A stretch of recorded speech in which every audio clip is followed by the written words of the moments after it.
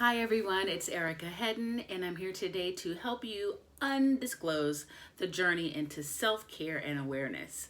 I've taken the journey over the past 2 years to better myself, and I'm here to share those health, care, and self-awareness tips with you. So let's define self-care. What is self-care? Is it selfish? Why do some say it is? Why do some people think it's necessary?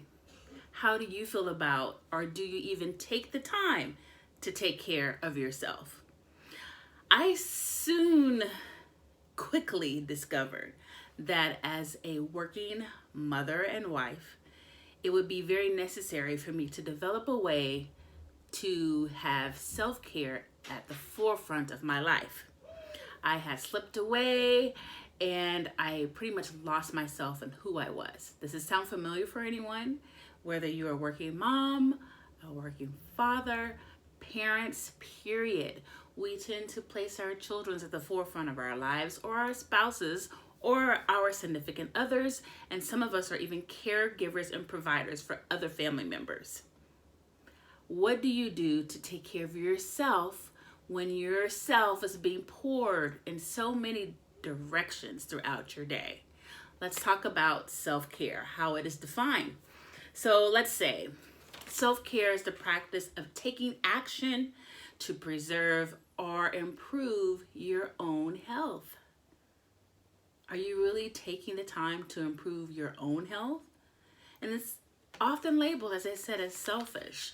So let's undisclose some myths about self-care. What is right and what is wrong?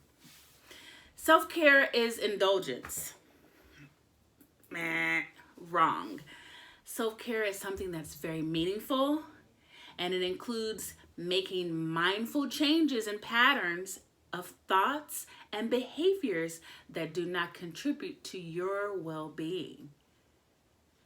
How often have we been asked to do something and our wants, needs, and desires are placed to the back corners of our lives, and we give up on our hopes and dreams?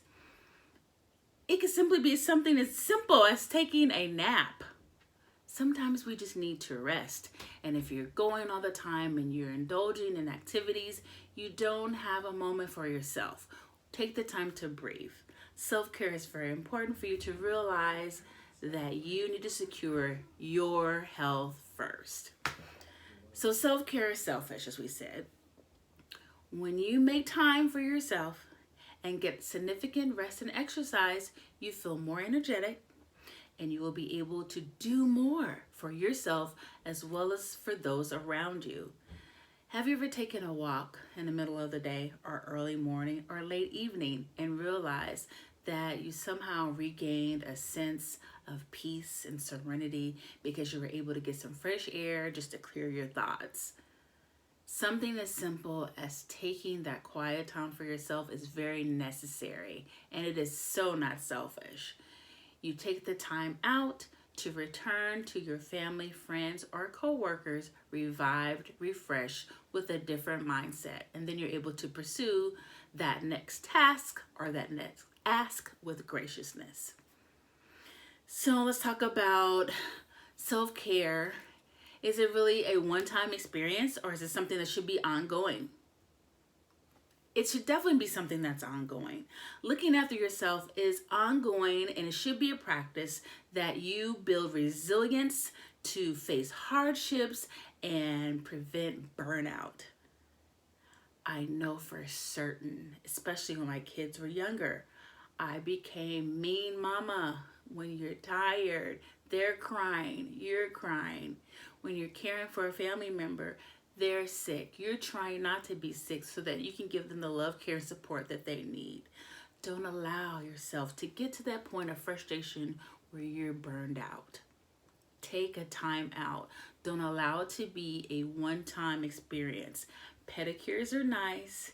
Getting your nails done is very nice. But don't allow it to be a one-time experience. Find ways for you to be able to enjoy yourself.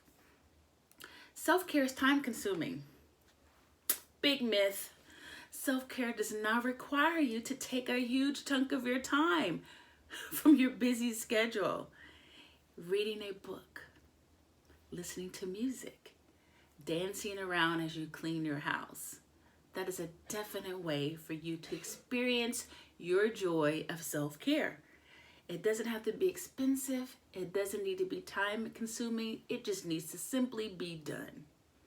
In my journey of self-care and awareness, I learned that I was really burned out.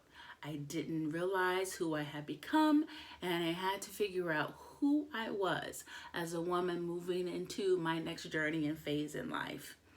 I soon found out that I needed supplemental care in order to get me to a next level to where I could become more physically active.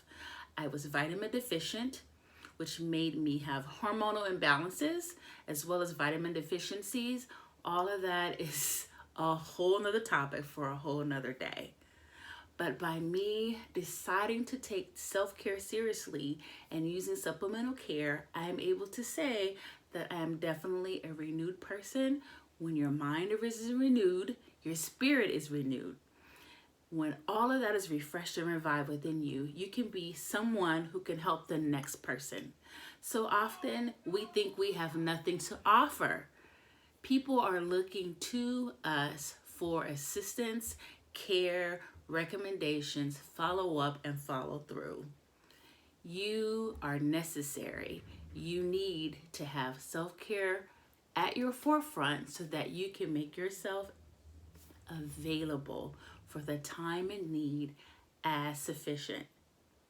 Remember, self-care is not selfish. It's very necessary. Join the journey. It's time to take care of you. Join me next time as I help you discover ways to head into success on your self-care journey. Have a great one. And remember, you are not selfish. You are self-love. Have a great one. Thanks. Bye-bye. Check out my website to learn more information about the supplements that I use.